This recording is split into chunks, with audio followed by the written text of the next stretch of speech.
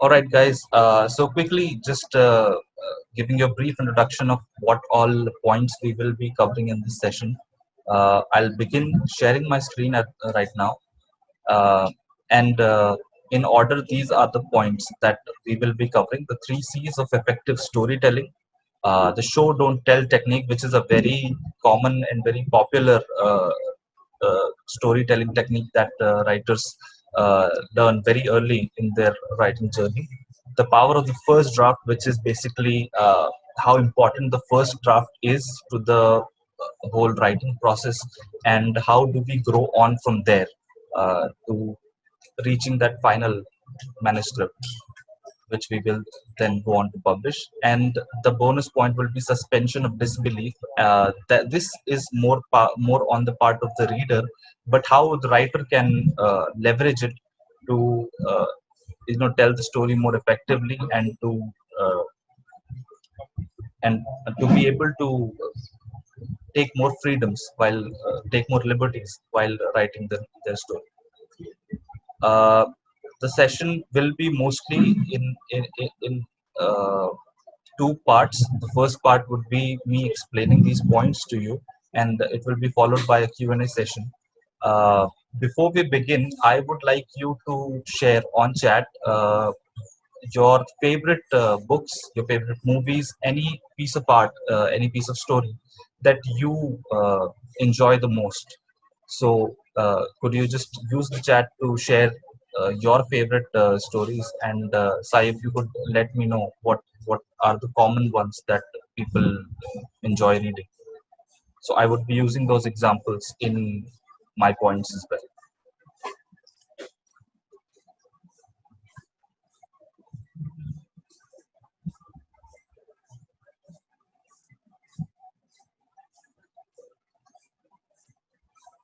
All right, I see Angels and Demons, Snowflower and the Secret Sun by Lisa C. The Beautiful Mind, The Da Vinci Code.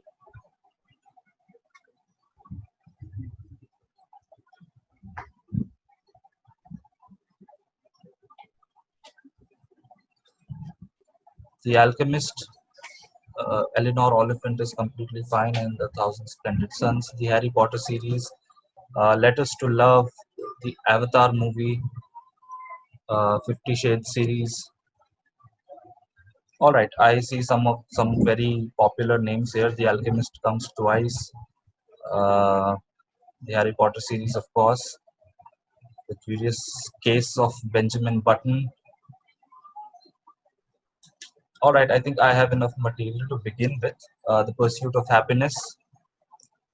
Lovely. Lovely. So I will be starting with the three C's of effective storytelling. That is one of the most important things when we begin writing a story, and these things feature in throughout the storyline, throughout the book, throughout the movie, whatever we are writing for. So these are very important, and they define how much impact your story is going to have on the reader. So, what these three C's are, let's begin with these first. The first is characters. Now, when we talk about characters, they are, of course, the drivers of the story. Every story proceeds through the characters. All the events happen to the characters, and their importance to the story cannot be overstated, of course. Now, what mistakes writers often do when picking their characters is they often stick to a character type, a character archetype that doesn't really go along well with the storyline. Now, how do the characters? What are the types of characters? In order to understand how we should be uh, creating our characters, we need to know how what are the basic types of characters. So the first uh, dichotomy between characters comes through their complexity, or also known as depth. How much depth or complexity a character has, there is a dichotomy in that. And we often we often separate characters into two major categories. One is flat or square characters, and the other is round characters, or also known as three-dimensional characters. Now, what is this difference between flat characters and round characters? Just to give you a brief understanding of what these are. Uh, Flat characters are basically characters that remain the same throughout the storyline, throughout the length of the story. These characters are the ones whose traits are well defined, and those traits do not change over time.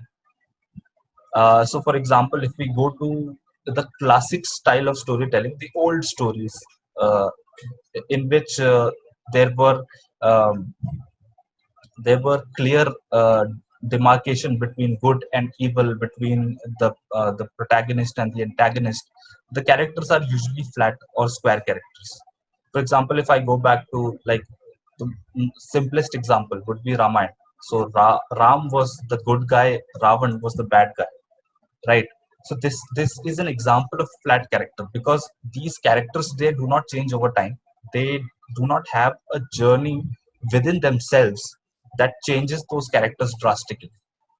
uh, Flat characters are usually frowned upon by the writing community, because we prefer to see characters that are more real, more grounded in modern writing. We want to see characters who are more relatable to us, and we believe in growth. We believe uh, that characters should change over time, and that is why round characters are often preferred. In fact, generally, mostly preferred characters are the round characters. Now, how would we give an example of a character growing over time? um, so if I take the example of Harry Potter, for example, uh, the main character, when he starts off, he is a kid who just discovered he has some powers. He has some magical abilities. He can talk to snakes, and he can make things happen. And when he first goes to the Hogwarts school, uh, what all Harry is experiencing as a child, that is only exploring one aspect of his character, that and that is wonder. That, okay, I'm experiencing a new world altogether. I'm learning new things, and I'm just grasping everything that is coming to me. That is a very receptive side of the story, a receptive side of this character. But as the story moves forward, it is more of an interactive situation where Harry takes the lead and he does a lot of things uh, on his own and with the help of his friends, rather than just responding to the situations that are happening to him. And not only that, when Harry starts off, he is unsure of himself. He doesn't know where he stands in the world, and how he is supposed to react to situations, because he lived most of his life as a recluse, as somebody who was frowned upon by his own family. And then suddenly he's the most popular kid for some reason. And he's unable to reconcile these two things. But as the story moves forward, he accepts who he is, and he is able to take charge, take responsibility, and basically grow into his own popularity. So this is an example of a character changing over time. And whenever we talk about great stories, we will often find that characters in these stories are round, right? But what if we have a character that is a flat character? What How do we treat these characters then? Okay, there's the example of Shawshank Redemption. So I was just reading about the Shawshank Redemption. It's a beautiful storyline, and it's another there's a very good example of a round character there as well. So in the movie The Shawshank Redemption, Morgan Freeman's character is in jail because he murdered his wife in a fit of rage. And every 20 years, uh, there is a parole board that reviews his case, and they ask him, have you grown, have you changed as a man? And every time he says, yes, I have grown, I have become a better person, and I am fit to join society now. But every time the board rejects his application, and he doesn't understand why. He did a crime and now he's ready to move on, but the society is not giving him a chance. And that is something that is very central to this character, something that defines Morgan Freeman's character. Then comes Andy Dufresne, the main character of the story. And Morgan Freeman's character, he witnesses this character, he observes, and something changes in him. He learns something, and a long time after, when he is reviewed, 40 years after he has committed the crime and gone to jail, they ask him, "Have you become a better person?" And he replies sarcastically. He says, "I don't know what uh, redemption is. I don't know what is this idea of rehabilitation that you expect from me. Like, if you're asking me if I regret my crime, then definitely I regret my crime. I've regretted it every day of my life. But the person who committed those crimes is long gone.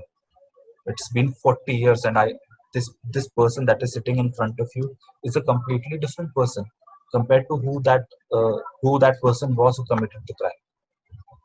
But I know that you are in the habit of rejecting my application, so you can go ahead and do that, because I really don't care, because I don't understand what society wants from me." And when he says these things, finally his parole is accepted. And this is a great example of a round character, because it shows us that how this character grew over time. It took him 40 years to come to a realization that they were not expecting a drafted reply from him. They were expecting him to bare his soul, to tell them what exactly he felt in those 40 years, to recount his journey. And when he did, he got that freedom he had always been hoping for. But he only got it when he stopped expecting it. So that is a great example of a round character. Now I'll go to another uh, segment of how we explore characters in a story. What happens if we have a flat character and we intend to keep him in a flat way? What do we do? How do we make this character more uh, appealing, more interesting, if we have no option to make him a round character, to give that character a journey? And it often happens in stories that even though the character is going through a journey, the character himself is not growing a lot. He might grow at the end, but throughout the story, he will remain the same. And then there are two things that help us make this character more interesting. One is interactions, and the other, uh, I'll come to the other later. The first is interactions. So, in most of the stories where a character is uh, really, uh, even if we have a very good character, one character does not drive a story. In some stories they do, but in most stories we have multiple characters, uh, and they play off of each other, and how they interact with each other, that is more important than the single character himself. So I'll give you the example of Sherlock Holmes. The most popular detective story that has ever been written is Sherlock Holmes. In fact, every detective archetype that has been invented in writing has something or the other that they draw from Sherlock, right? But Sherlock Holmes alone does not drive the Sherlock Holmes books or the movies or any form of media where Sherlock Holmes is.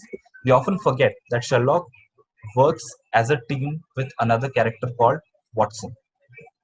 And it is the interaction between Sherlock and Watson and how they affect and change each other, which is the more interesting, more important part of the Sherlock Holmes stories. So you have asked a question. So Sherlock Holmes is a flat character? Definitely not. Sherlock Holmes is not a flat character. He is a round character. He has a growth journey. When we encounter him for the first time, he is aloof, he's cold, he's calculating, and he does not respond well to other people. He does not know how to interact with people properly. But Watson puts a lot of faith in this character, and he uh, actually finds a way to engage Sherlock in a method that doesn't bore Sherlock and that doesn't frustrate Watson too much. And their friendship their interaction is very important. But Sherlock being a round character in itself does not drive the story. What drives the story is how well he interacts with Watson.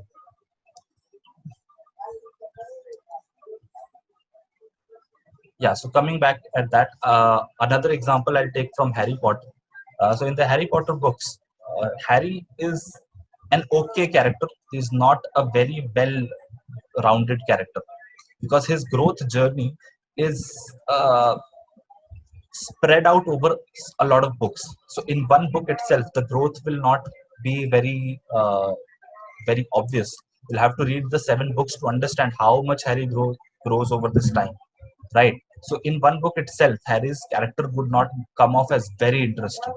But why people love the Harry Potter series so much is because he's not alone. He has a set of friends, and his interactions with his friends, they make a very interesting and very important part of the storyline. How Harry interacts with Ron and Hermione, that is the crux, the essence of the Harry Potter movies. So flats change too, but not obvious. Yes, flat characters. So there is no character in the world that is completely flat, and there is no character in the world that is completely rounded as well, right? So there are some aspects of your personality that, as a person, not as a fictional character, there are some aspects of your personality that will not change with time, and there are some aspects of your personality that will change. It's important to find the right balance. So that is the thing with interactions. If we have rich and compelling interactions between the characters, our story will progress smoothly and the readers will stay invested. But if we don't do this, if the interactions between characters are dull, then even interesting characters will not be able to impact the reader that much. And coming to the last point, what should I do if I have a completely flat character, very much flat character, and I don't know what to do with it? I don't even have rich interactions to move this character forward, or I don't know a way to give this character rich interactions. Then comes the third part, that is revelations. So in a lot of movies and a lot of books, we see characters that behave in a very particular manner. Could be good, could be bad, but characters that are quirky in some way, or some or the other way. And these quirky characters, they behave in very weird ways to other characters, and the other characters can't make sense why this character is like this, right? But over the time of the story reveals the background or the past of the character, and it reveals what happened in this character's life that drove him or her to behave in a certain way. And these revelations, they make the character more interesting because they add that missing roundness in the character. They add those missing interactions in the character. Even if through the course of the story I have nothing new to share about this character, uh, nothing interesting to share about this character, the character's past might be colorful. So that is another cop out, another way us writers use in order to make our characters more interesting. If through the course of the story the character is going to be unchanging, and if his interactions are going to be very premeditated, like he will always behave in a certain way, then we have to explain to the reader at some point or the other why this character is this certain way, why what inspired or drove or motivated this character to become what they are today, right? So I'll take the example of the Star Wars franchise. If you look at the character of Darth Vader, he's a very stock character. So Darth Vader is just the normal villain. He is bad for the sake of being bad. He hates everyone, everything. He kills the heroes. He kills people on his own side. That does not make for a very interesting character. But if you go into the past of Darth Vader and you explore his backstory, you'll find out that Darth Vader had a very complex, very interesting past. He used to be one of the good people. He used to fight for the Jedi Order, and over time certain situations happened that drove him to the dark side, and that made him this bad character that we see today. And that backstory is what makes Darth Vader, even despite his flatness uh, in the main storyline, it makes him a very interesting character. So these are three techniques that or rather three parameters over which we see how characters perform as readers and as writers. And if we want character to be good, we need to add a degree of roundness to them. How do we do it? Either we create the character in a round way in the first place, or we give them rich and compelling interactions that drive them to change, to grow, to challenge themselves. And if we don't have either of those, then we go for revelations. We give them a past, we give them a backstory that justifies their present uh, scenario the way they are today. All right, so that is all about characters. Now I'll move to the second C, that is conflict. So conflict, it can be internal and it can be external, but the best stories, they mix both. Now, what is this conflict? Conflict is the driving source. It's the driving force, rather, driving force of the entire story, no matter what story you're writing. Conflict is what uh, allowed for the story's existence in the first place. It is because of conflict that our characters are driven to action, right? So every story will have a character or a set of characters undergoing some sort of turmoil or conflict. In fact, most stories are designed in such a way. If you watch any movies, if you watch any serials, TV series, in the beginning they show the normal general lifestyle of the main characters, and then something happens that changes their lives forever or for a short period of time, and the characters are unable to adjust to those changes, and this puts characters into the direct line of conflict. And when this conflict happens, that's when the story actually starts getting interesting. In fact, I would say that conflict is the story in itself. The story exists because of the conflict.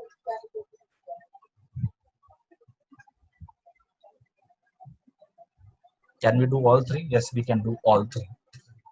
So we can have round characters, we can give them rich and compelling interactions, and then we can reveal their past as well. Of course, we can do all three of those things. In fact, that would be the perfect way to go along telling your story, to make a character that has growth pattern also, and they during that time of growth, their interactions will also change, right? So a character that is very aggressive, and uh, we have made this character to grow and to learn that aggression is not the best solution in every situation. So this aggressive character will initially be very assertive, will try to take charge of the situation all the time, and that's how his interactions will be with all the rest of the characters. But as the story moves forward, this character will soften up, and he will pass the initiative. He'll allow his teammates or his friends to take over, take charge of the situation, and to himself sit back and observe also. And at the end of the story, he will have changed for the better. And during the course of the story, it will also be revealed why this character became so aggressive in the first place. So that would be a way to explore all three in the character. Now, coming back to conflict, what is the example of an internal conflict? An internal conflict is something that drives a character from the fight is within the character himself. The decision, the situation in front of them, they won't seem outwardly very problematic or very big, but it is what is happening inside the character that is what is driving the story. So when the internal voice is takes precedence, that is where internal conflict comes into place. A person fighting with their own emotions, with their own insecurities, with their own problems, and those internal factors are driving the external situations around him.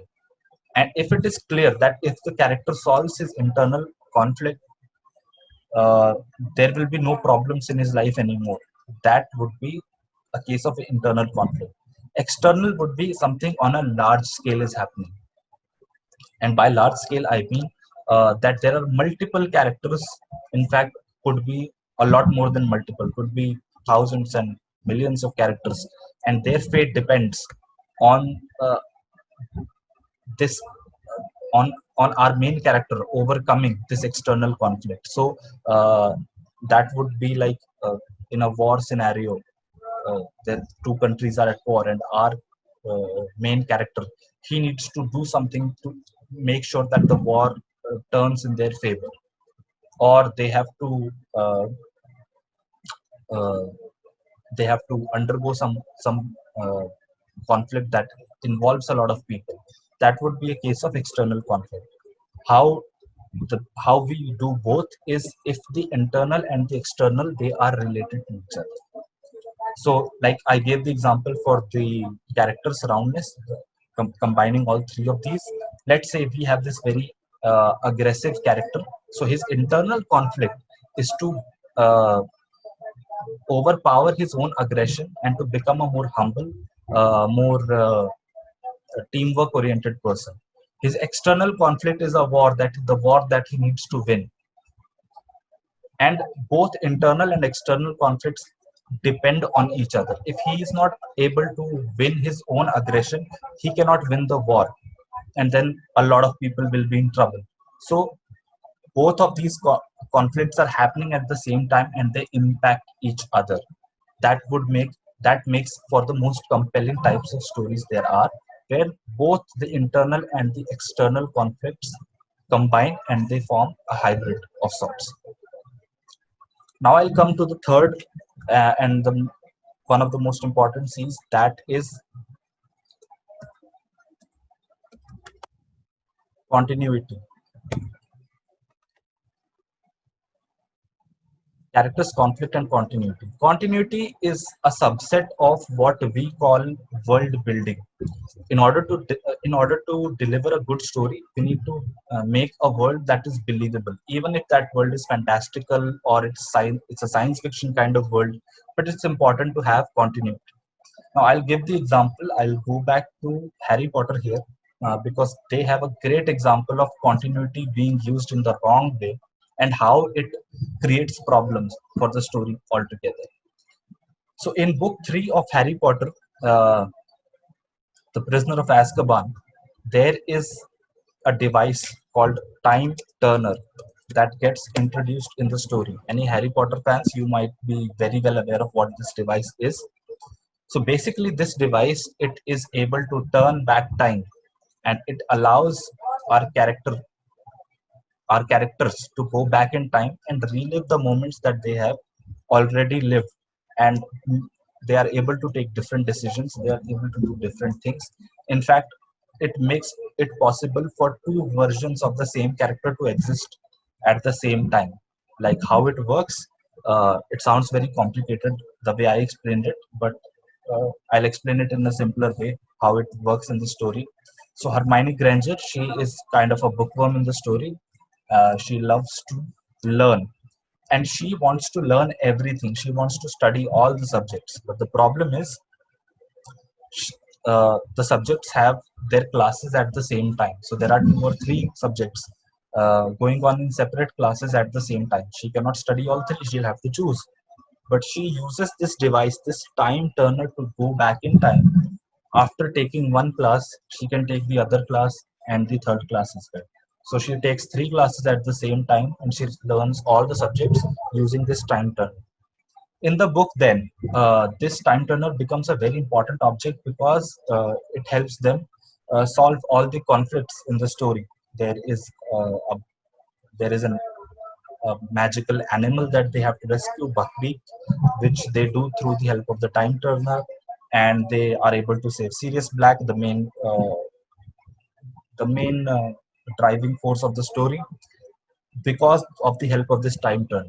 But what happens afterwards is that is the most interesting. After book 3 of Harry Potter, this device never gets introduced in the story again. It is never used anywhere at any point during the story. Why? Because this device is problematic in itself. If you have the power to go back in time and change the events of the past, why would you give it to a student to take two or three classes at the same time, but not use it to kill the main villain, to go back in past and to stop the villain from killing Harry's parents? They should be able to go back into the past and do anything. Of course, there is a line to justify this, given in the book, that okay, you cannot use time in irresponsible manner. If you do so, you could cause untold terror. But our students uh, are not safe players, as you have seen in the other books as well. So they are likely to take this risk. And if not the students, what about the people on the dark magic side, the Death Eaters, people who do not abide by the rules? Voldemort used to make Horcruxes. Basically, he split his soul by killing other people, which was the biggest sin in magic in the Harry Potter series. So why does he not use the time turner and go back in the past and kill Harry? These are questions that can never be answered, which is why this time turner is a very inconvenient thing to have, and which is why it was never mentioned again in the story. Now, how continuity works is we define what the rules are and we abide by those rules at all times. And if we make any exceptions, they need to be very hard to implement. Now, how does that work? Let's explore that a little bit. So let's say in my story, I have a fantastical world, a fantasy world where magic and everything happens, and uh, there is no cure for a certain kind of poison. If I say this poison is incurable, then it is supposed to be incurable throughout the storyline. I cannot be like, oh, this was incurable when I introduced it, but 3 episodes later, every character has the cure to this, right? If it is an incurable poison, it's a deadly poison, then anybody who gets this poison needs to die. And if I don't do that, if I say, give this incurable poison to one of my hero's friends, and I say, okay, but I found the cure to this poison, then that will be problematic because that the reader will felt cheated. They'll say, why did you tell me it's incurable if it could be cured, right? So the rules need to be very consistent with each other. That continuity needs to be maintained. And even if there is a cure, it should be very hard to find. It should be such that in the entire storyline there is only one person ever in the history who found this, and it could only be used once, and no other character can ever be saved again using the same uh, from the same poison. So this is continuity. And very quickly going to show don't tell technique, because we have limited time. Just to tell you, all of these techniques that I'm telling here, they are some webinars in their own right. Like one session could be done on just one of these things. uh, just on characters there could be one session, just on conflict there could be one, but I'm trying to cover as much ground as possible. uh, so now we come at show don't tell technique. Now it is very simple, it is the way it sounds. So what we do in case of writing a book, we often tend to give exposition, we often tend to tell what is happening in a scene. So if I have two characters talking and I say, uh, one character looked at the other character menacingly, that is an act of telling. I'm telling the writer, I'm telling the reader what they are supposed to see, what they are supposed to feel, and that is not very interesting. That takes away the immersion from the story. What is interesting is if I don't tell them what the characters are thinking, but I tell them I show them what the characters are doing, and then I leave it up to the audience, up to the reader to decide what they are supposed to feel about it. Human beings, uh, they are very stubborn creatures, and we don't like being told what to do, and we especially do not like being told what to feel. All right, so as a writer, it is most wise to let the readers reach their own conclusion. And how do we implement this show don't tell technique? It is very simple how we do it. We imagine the scene happening through a movie camera, that we are filming a movie and we are showing them the scene through the movie. The movie camera cannot capture internal thoughts. The movie camera cannot capture internal dialogue. The movie camera cannot capture the feeling that the character is going through. What the movie camera can capture is what is happening on the screen, what the character is behaving like. So if I cannot say the character is nervous because that is telling, I will show the character fiddling his hands or sitting in a defensive posture. That would signify that the character is nervous, and I'll let the reader decide what they take away from the scene. That is what I call what the writing fraternity calls the show don't tell technique. Very quickly I will move on to the power of the first draft. So the first draft, a lot of writers face this difficulty when they start writing. They're able to start but they're not able to finish, and this often happens because in certain scenarios, in certain scenes, they don't know how to carry it forward. They have some broken fragments of the story in place. So I know the how my story begins, I know what the main climax scene should look like, I know what the ending is like, but I don't know ways to connect these key scenes. So I don't know how character A reaches situation B, right? And that is why I'm unable to finish my story, because I want everything to be perfect, I want everything to flow seamlessly, everything to look uh, and feel very natural, but I can't do this. So I would try to overthink and I would try to overwork on the parts that I've already written instead of going through and completing my draft. So there are different ways to approach it. The way I recommend is to write the worst thing you can write. Like, do your worst writing, but do it. The first draft needs to be completed. That should be the goal. After you've completed the first draft, no matter how bad it is, you can always change things. You can always delete scenes. You can merge characters. You can delete characters. You can add more characters, and you can make certain scenes go in a different direction than uh, they went in your first draft. But I would always recommend completing, like rush through it if you have to, but complete the entire draft. Do not leave things behind. Do not stop at one scene or one chapter and try to perfect that. You will get time to perfect your entire book, but complete the first draft. So go from scene to scene, write bad scenes. No writer has ever written the best story in one go. Uh, my book, when it got published, that was the 10th draft of my book. It was the 10th time I had completed, overhauled that story, right? So always go on and keep writing until you have completed one draft. After that, uh, go for feedback, ask your friends which scenes work, which scenes don't, which characters are good, which characters are not so interesting, and then we can use all of these techniques. We can improve the characters, we can create the conflict, more intense conflict, we can set the rules, we can change the rules, and we can make sure that the continuity doesn't break in any segment of the book. The editing part will happen. The editing part itself is a whole different world, but the first draft is very important.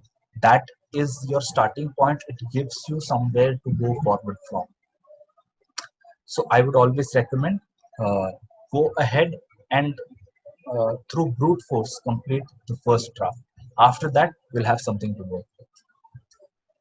As a bonus point, there is suspension of disbelief. Now, suspension of disbelief, it is not something that a writer does, it is something that a reader does. It falls as a part of continuity in itself. Now, how suspension of disbelief works is there are laws that in the real world that we know cannot be broken. But when we write a story, we can always ask the reader, we can always tell the reader, "Oh, the world that I am creating, it has different rules.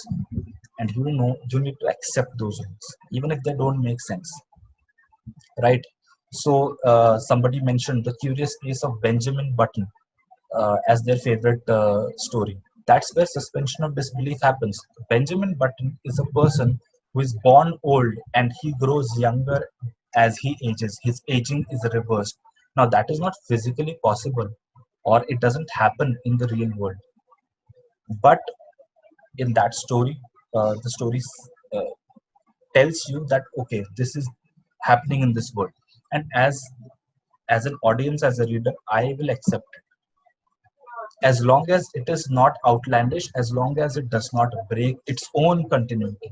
So if you define your own rules, you need to make sure that you follow your own rules. That is the only rule that comes when you try to do something that will trigger suspension of disbelief. So this basically means as a writer, you can always hope or expect that the reader will accept the rules that you lay in front of them as long as you follow your own rules. So be free to experiment, be free to create a world that is outlandish, uh, that has fantastical elements in it, but make sure that continuity is followed. With that, this is my exposition session coming to an end. I will stand by for questions now. You can start posting your questions on chat, and I'll try to answer them the best way I can. Implementing. It depends at what age you are starting to read. So I'll take it from the very, very bottom. And by bottom, I mean somebody who does not like reading books, somebody who hates reading books. Let's say I find somebody who just hates books and who cannot stand reading books. So for that, I'll suggest books written for children. They are very good because yes, we can unmute the person and we can have them ask the questions. So yeah, for beginners, I can suggest children books work really well. So when I was young, I read this book called Danny the Champion of the World by Roald Dahl. And why it is a great book? Because at any age do you read, at you can read it being a person of any age, it will still be interesting. All right. Enid Blyton's works, Famous Five, Secret Seven, all of those books, you will say that, okay, these are like, we will say they're books for children, but I think they are very good for people of any age. So if you're starting out, if you're beginning, then those would be a great place to start. Also, there are a lot of writers uh, who have a reputation for being writers who write very simple content. So I saw The Alchemist being mentioned in favorite books. So Paulo Coelho is one of those writers who writes in a very simple format, which is easy for anybody to understand. So if somebody is a beginner and they need to start out, he's a good writer to pick up. Isaac Asimov, he's considered to be one of the fathers of science fiction, but he was also notoriously simple, simplistic in his form of writing. So those would be great places to start. Hi Ayush, how do you get content for your book? Like how you research? Would you go out and live with the people so that you could write better while explaining them? Okay, so the one of the most important things about fiction is that it happens in our head. What we need are realistic characters in unrealistic settings. So to get good characters, you don't need to go out and find new people. There are characters all around us, right? Or there are also characters in various stories that we see, and we can pick elements from their characteristics. So I can be like, okay, what if my friend was a wizard, uh, but he also had this squeamish tendency like Ron, right? Uh, so that's how I do character research. I don't need to go out and live with somebody else. I just ask them how they would react in outlandish circumstances, and they are very happy to tell. If you ask people questions about putting them in a different headspace, they will always answer to you. So I think asking questions work well enough. You don't need to go out and live with somebody. How to nurture a character from the very beginning. So I have a set of questions now. I'll try to answer them fast. How to nurture a character from the very beginning. If you want to be a good writer, be a little ruthless with your characters. Uh, Good characters going through bad situations in their life, that is what makes for an interesting story. give those characters flaws and hit those characters right where it hurts the most. That is how uh, the character's growth pattern gets set up. I was recently watching the Toy Story movies, and what I found so interesting, even though it's considered a children movie, but again it's relevant for all ages. What is so interesting about the characters is that they are very human and they have very human flaws. So the main character, the toy called Woody, he used to be his kid and his favorite toy. Then a new shining toy comes to the collection, Buzz Lightyear. And this guy gets jealous. His jealousy is his weakness, and the story ruthlessly attacks him right there. But that is what drives him to grow, and that is what makes the story interesting. So if you want to nurture a character from the very beginning, give them a good life, but then take that away from them and hit them in their weakest points, right? And then let them overpower their weaknesses and grow. Like, do not give characters happiness without making them work for it first. That is how I believe characters should be nurtured. What is more important, storyline or grammatical correctness? See, storyline is the most important thing, but if you want to get published, you need to make sure that you are grammatically correct, because if you have put in all the time, energy, effort in polishing your story to perfection, grammar is nothing compared to that. Grammar, anybody can learn. In fact, everybody learns grammar as kids. We started learning English grammar in fourth, fifth, sixth class, right? Grammar itself, it's not going to be very difficult. If you have put in the work on your story, you will be very happily putting the work in grammar and the spellings and punctuations as well. So be a perfectionist, because it's a very competitive industry out there. So make sure that your story does not uh, get back tracked because the grammar didn't support it well. First draft can be bad and edited, but how to stay motivated to overcome self doubt? How do you overcome self doubt? I say you don't doubt yourself. It's okay.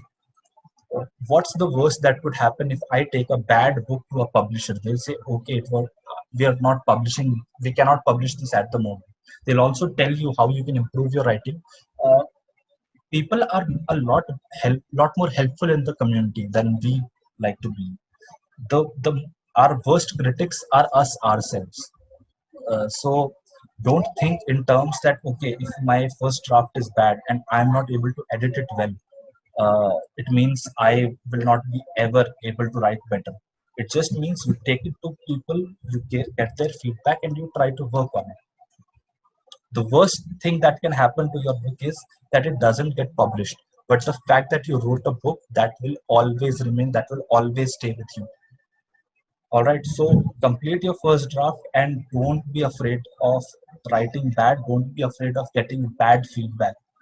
You can always change. No writer started out as a good writer. The first thing I wrote was terrible. It was a cesspool. But over time, I hope that I improved. And the same goes for everybody. What about the books which don't have characters and story, like self-improvement or motivational books? You're talking about non-fiction. How it should be written? Is there any pattern for them? Non-fiction is a big thing to get into. Like, I cannot in one answer explain everything about how uh, non-fiction should be written. But the idea of nonfiction is that when we talk about improvement is all about disciplining ourselves in certain ways, to develop self-discipline and to develop good habits in ourselves. And the way to do it is to be very organized. Every self-help book will give you some way to organize. And how you organize is by collecting your thoughts and organizing them very well. So every step, it, it starts from simple things and then it goes to more complicated things. That's how I think it should be written. Which fictions do you recommend to improve prose and strong character building? Strong character building, I would very much recommend uh, even Paulo's work also. I would also recommend Stephen King and Jeffrey Archer, Sidney Sheldon. These people, uh, some of them, they write in more complicated ways. But Sidney Sheldon, for example, he writes in a much simpler way. But the character building is very good with Stephen King as well, with Sidney Sheldon as well, with Jeffrey Archer as well. So if you go out in the market, if you search for fiction, you can actually search for writers whose forte is character building, whose forte is strong prose. Like for example, I mentioned Isaac Asimov. So Isaac Asimov was not a very good prose writer. His prose was not strong, but his imagination was strong, and his imagination is what made him such a great personality. Harper Lee, for example, is a character author. So her characters were what made the stories even more powerful than they actually were. So that's how I would recommend. I think you can go with a mix of classics and some modern writers. Just research which of them are character writers and which of them are prose writers. All right, how to explain the situation realistically? You are explaining the situation inside police station. You have to first narrate how the place looks. Like so, the narrators, readers imagine inside their heads. How do you do that when you go to the police station and research how each and every corner looks like and how every person acts? No, I wouldn't do that. In fact, when you're talking about realism, the whole point of realism is to make the reader feel in the character's shoes. So if I'm going to a police station, even if I'm going for the first time, I'm not going to observe everything, but I'm going to observe a few things and I'm going to focus a lot of attention on them. So if I go to the police station for the first time, how the policemen look, that will be very important for me. How the holding cells, the prison cells are, that would be very interesting to me. What kind of language the uh, inmates in the prison are using, how these people talk to each other, that will be very interesting to me. So put yourself in the character's shoes and go into the scene in a realistic way. And by realistic, I mean no character is going to observe everything unless you have defined your character in that. Characters will focus on certain things. They will have their agendas. They are distracted by certain things. If you have if let's say the character has his child kidnapped, right? He is not going to focus on what is happening around the police station. All he cares about is getting that report filed and getting his child back, right? So that is how I think realism needs to be presented.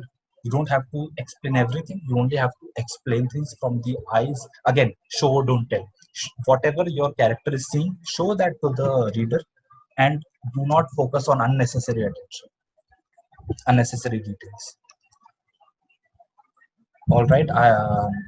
If we do not have any more questions, I will just take a little bit of time to talk about my book at the end.